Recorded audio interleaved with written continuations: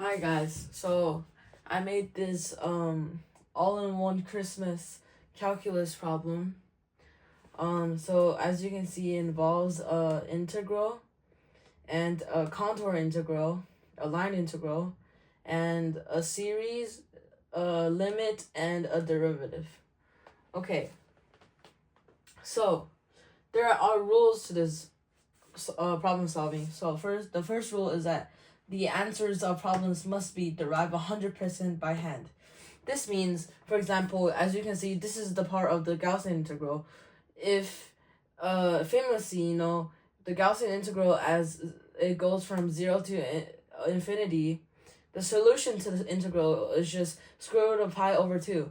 But if the problem actually goes to square root of pi over 2, I can't just say, famously, the Gaussian integral is the square root of pi over 2. I have to derive everything on my own and solve it. And the second rule is that I can use theorems and also well-known formulas. For example, if there's a occasion where I have to use a Pythagoras theorem, I can use it. I don't have to derive the theorem and formula. I can just use it. And last of all, Merry Christmas and enjoy the video. So starting off with the lower bound of the big integral, the contour, it's a small contour integral with the contour being the absolute value equals 1 and the integrand being 1 over z squared plus 1 dz. The contour integral, which is the lower bound of the big integral, it says that the line integral of absolute value of z equals 1 and the integrand being 1 over z squared minus 1 dz. So some people might think it'd be good to make a substitution or parameterize it into like this, but it would be really inconvenient. It's like, yeah. But after I learned the Cohees theorem, it says that if a function has no singularities, if a complex function has no singularities, the contour integral is just equal to 0. So let's check if there's singularities in this integral. So in order to check singularity, this must be undefined. So an easy way for it to be undefined is for the denominator to be 0. And we can simply set z equals I. So negative 1 plus 1 will be 0, and 1 over 0 is undefined. And if z equals plus or minus I, and we plug it in, it both gives undefined. And so positive and negative I are both singularities of this complex function. And this doesn't exist inside the curve. So we can say that this integral, according to the Cohees theorem, is just 0. Sorry if you're kind of confused in my terms because I'm not really good at vector calculus. But I promise you the next parts of this problem will be really clear and straightforward. Okay, so the next problem is this big series with the top limit being a derivative and the bottom being a limit. Okay, so before we get into the series part, we need to solve for the upper end bound and lower end bound. Okay, the lower end bound is limit as k approaches 0 of sine k over k. So as you can see, this is like a really famous limit. I think every calculus 1 and 2 student have been taught about this, but as from rule number 1, I have to solve this problem on my own, which it is an easy problem because if we plug in 0 to the denominator and the top, we get 0 over 0, which we can apply L'Hopital's rule, which we can get. First of all, we differentiate sine of k, which we get cosine of k, and we differentiate k with respect to k, which is just 1. and if we plug in k equals 0, we get 1 over 1, which is just 1. So this whole thing turned into 1. Okay, now the upper part is a bit harder. It seems like a straightforward derivative, but there's a twist to it.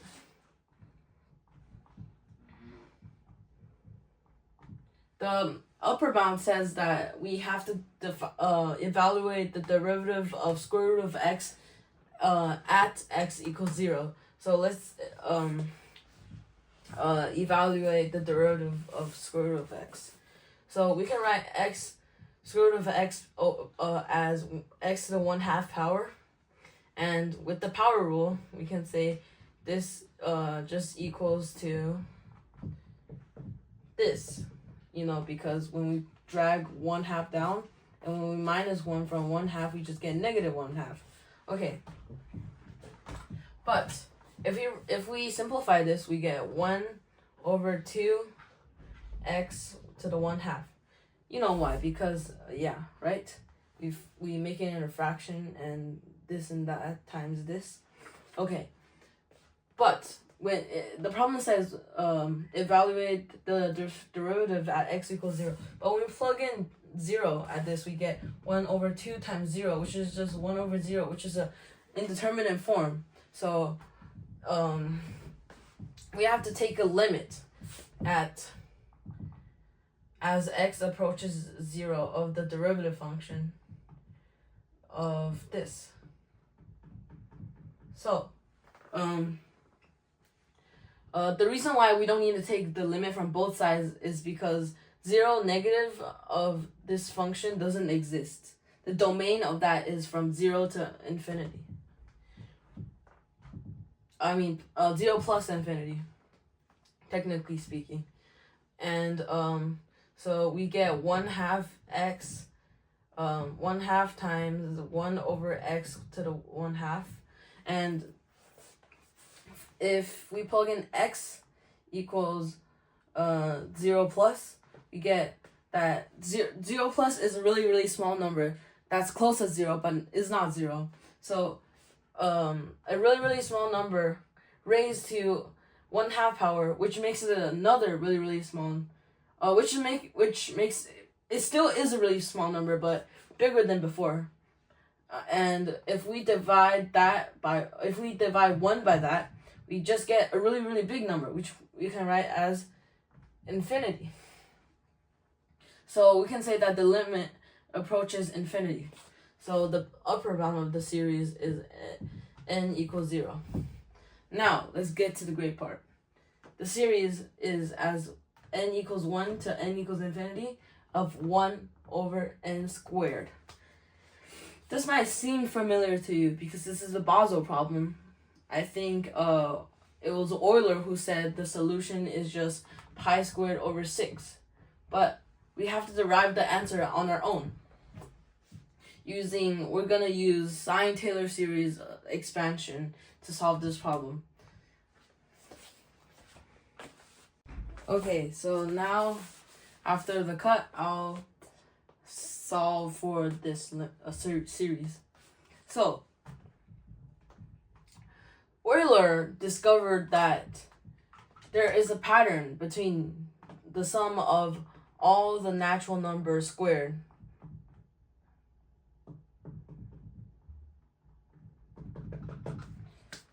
between the infinite series for sine. Well, I'm not gonna explain how he discovered that. He was a genius.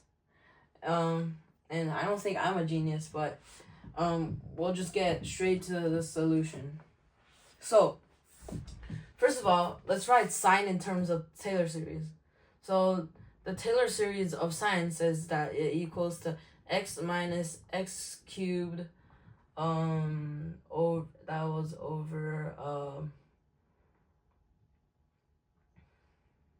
I think it was over 3 factorial plus x to the 5th over 5 factorials, and so on, so on, so on. So this is kind of violating rule number 1, which is the answers of problems must be derived 100% by hand, but we didn't evaluate the Taylor series by hand. So, you know what I'm going to do? I'm going to do it now. So, the Taylor series formula, which we can use, says that it's the first, oh, no. It's a function evaluated at that point, at the certain point, plus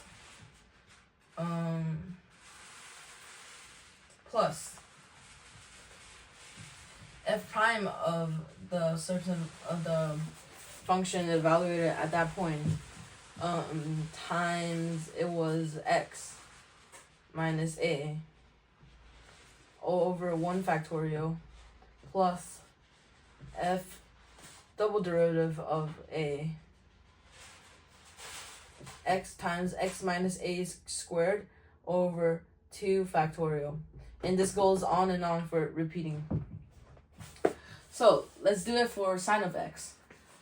So we're going to find the Maclaurin series, not the Taylor series, evaluated at a certain point. So the Maclaurin series states that a is just equal to 0. So when sine of 0 is just equal to 0 by the unit circle, you can imagine it in your head, right? So 0 plus anything is just anything that's remaining. We can take away the 0. And f prime of a is, okay, before we get into more, let's write the derivative table for sine. So f of x equals sine of x, and f prime of x will be equal to cosine of x, and f double prime of x will just be equal to negative sine of x, and finally x third derivative of x is just negative cosine x, and the fourth derivative is just back to sine x.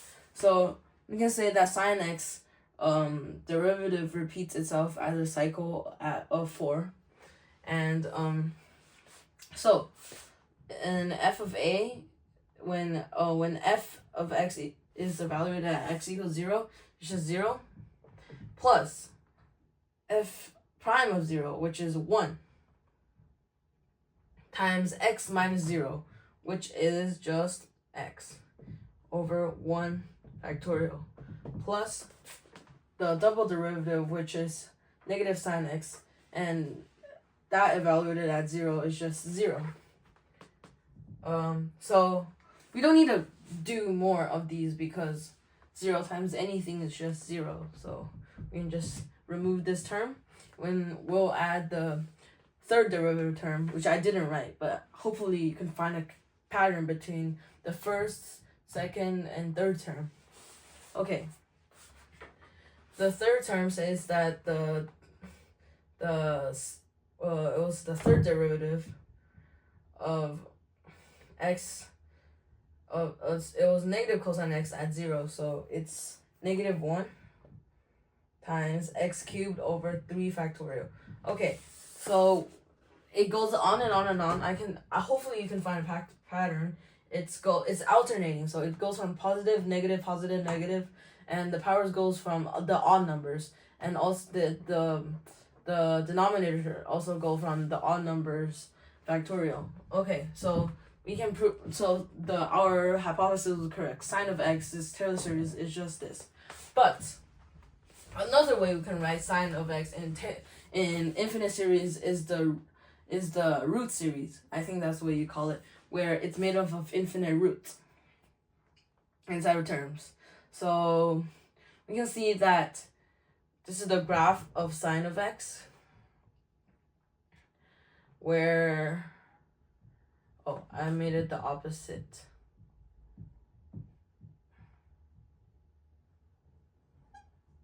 It's not a really good graph, but we can see that it has a period of pi. So whenever it's a multiple of pi, sine of x is just 0. And same for the origin. When x equals 0, y equals 0, and it's 4. So we can say that sine of x equals 0 as long as a sine of pi of x is 0 as long as k belongs to the integers. Okay. So with the root test, we can just say sine of x equals to x times x minus pi, and another root is x minus 2 pi. Oh, I forgot to write the positive terms, my bad. X plus pi and x plus 2 pi. And this pattern goes repeating until really large integer multiplied by pi. It goes forever. So we can, this is the root series for root expansion for sine of x, which is equal to this thingy. Okay, so we can simplify this a little bit, because we can just say it is just x times 1 minus x squared over pi squared. It doesn't change anything, because when x is pi squared over pi squared is just 1, and 1 minus 1 is still 0. So it doesn't change anything. It just makes it simpler. And same with this one. We can say 1 minus, it was 2 pi squared times x squared. Okay, so it goes on and on. Same with these terms. We just have to simplify it the same way. Okay, hopefully you can find a pattern. And I'm gonna erase this.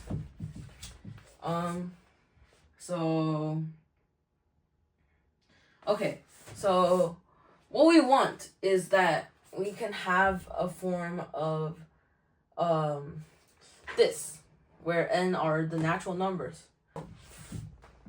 Let's multiply everything out. Let's try to multiply everything out. So let's only care about the terms where there's x squared. Okay. To make it clearer, I'll add more terms.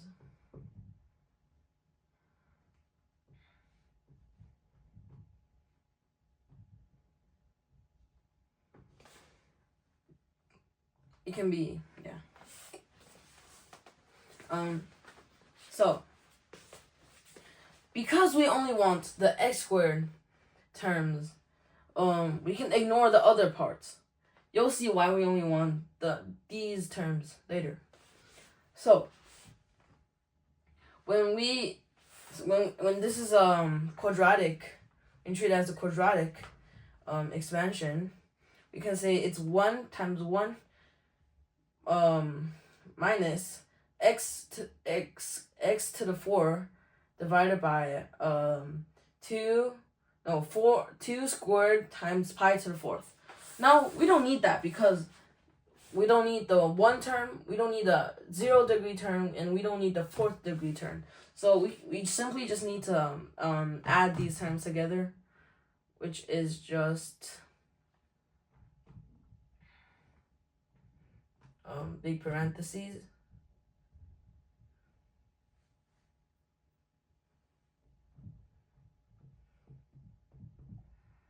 Okay, and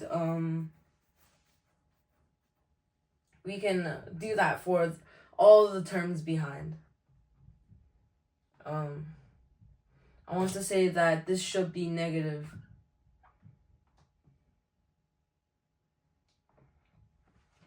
Okay, so after we got that, it's 3 pi all squared, and it keeps keeps falling and continues, which we can find a pattern, because we can just simplify pi squared over x squared, negative x squared over pi squared outside.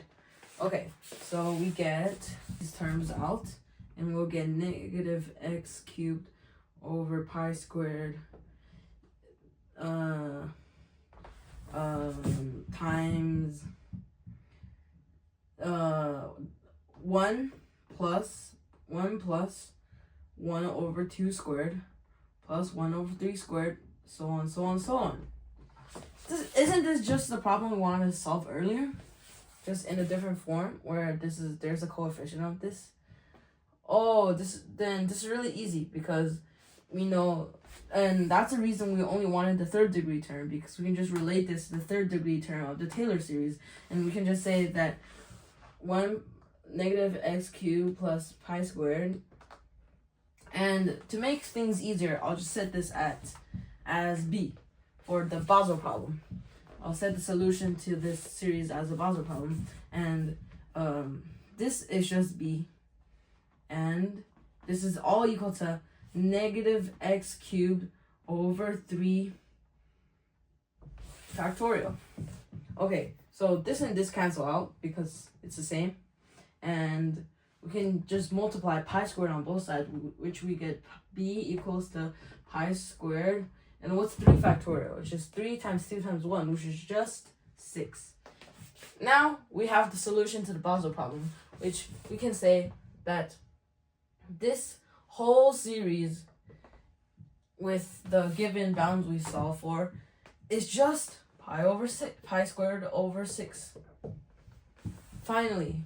Okay, so we solved a big one, and now we're gonna solve for the Gaussian integral looking integral, but not quite.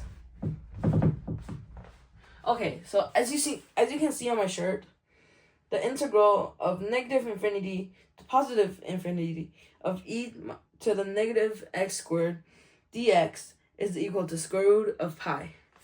But what's different? If we had the normal Gaussian integral, we can just simply use we can simply transform it into a double integral in the xy dimensions, and we convert x and y into r and theta, which it will become a polar integral. And that's not the problem. Our problem is as this, which is 0. We solve for this. 0. The Gaussian integral is 0 to pi squared over 6. So, first of all, e to the negative x squared is an even function, shaped like a bell. It's using statistics to represent a normal function, because it is a normal function. Yeah, and elementary antiderivative of e to the negative x squared does not exist. We can only calculate the integral from 0 to infinity with techniques I mentioned before. But there is a way I figured out, which is also discovered by by Gauss, which, yeah. So we can first of all, we want to write this as a Taylor series. We can just know that the Taylor series of n equals to 0 and of xn to the nth factorial equals e to the x, and it works for every value of x. Wait, that violated rule number 1 again. We have to find the Taylor series of this of e to the x by our hand again. So with the formula that the Taylor series is the generally f to the nth derivative evaluated at a divided by n factorial times x minus a to the n. Okay.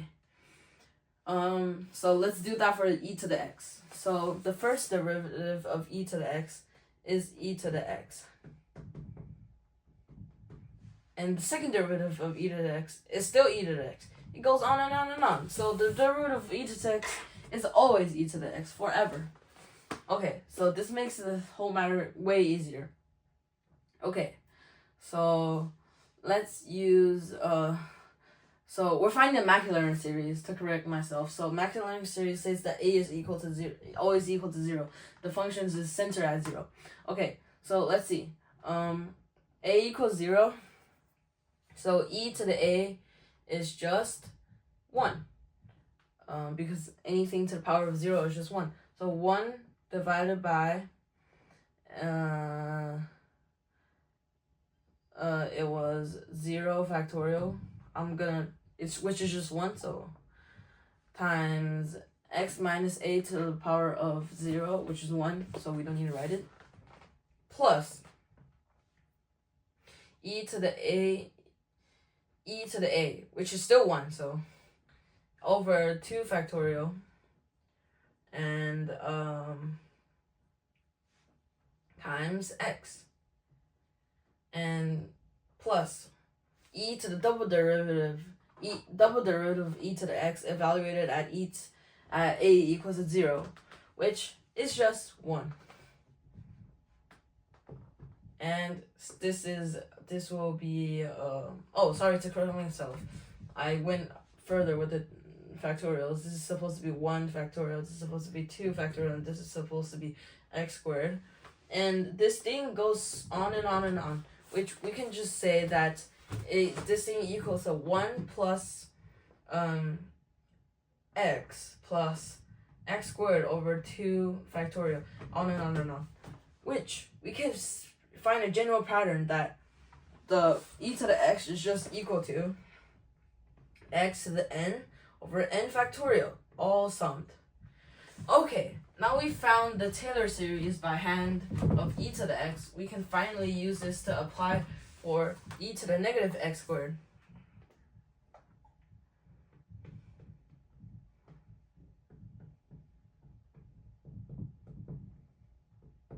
Okay, so let's plug in negative x squared for x, which we can get, oh, my bad.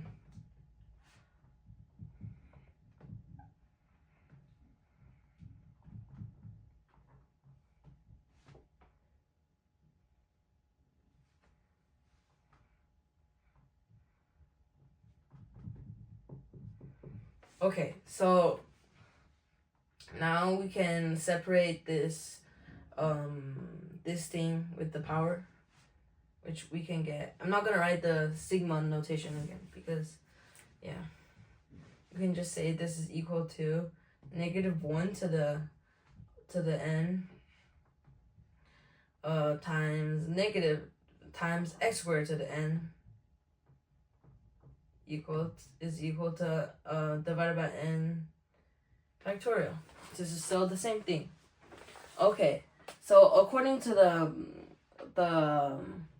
power rule, not the power rule for derivative, but for exponents, we can just say x squared all raised to the power of n. We can just say this is equal to 2 times n, which is just x to n. So we can just say all this is just equal to the series as n equals 0.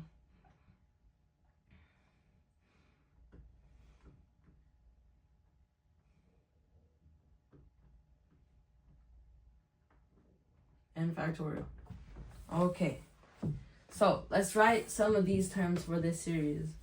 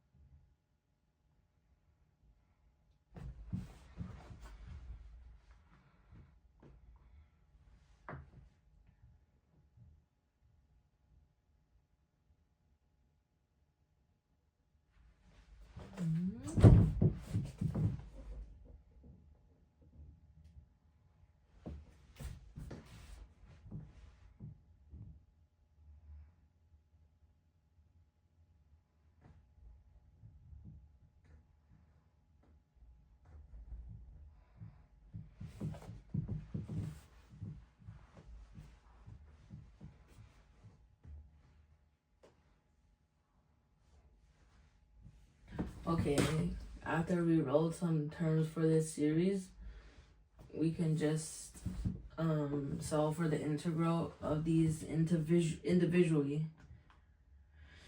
And we get equals x minus x cubed over 3 times 1 plus x cubed over x to the 5 over 5 times 2 this, and so on, so on, so on. Okay, now we made the new series for this series integrated. We can write this as a new series.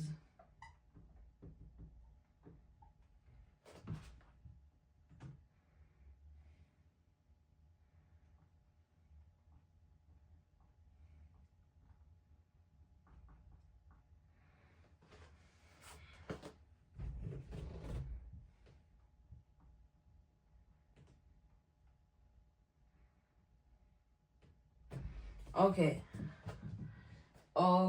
so we got the series for e to the negative x squared integrated at bound from 0 to anywhere other than infinity. Okay, so we can evaluate this at pi squared. We just plug in pi squared over 6 at x, and this will be equal to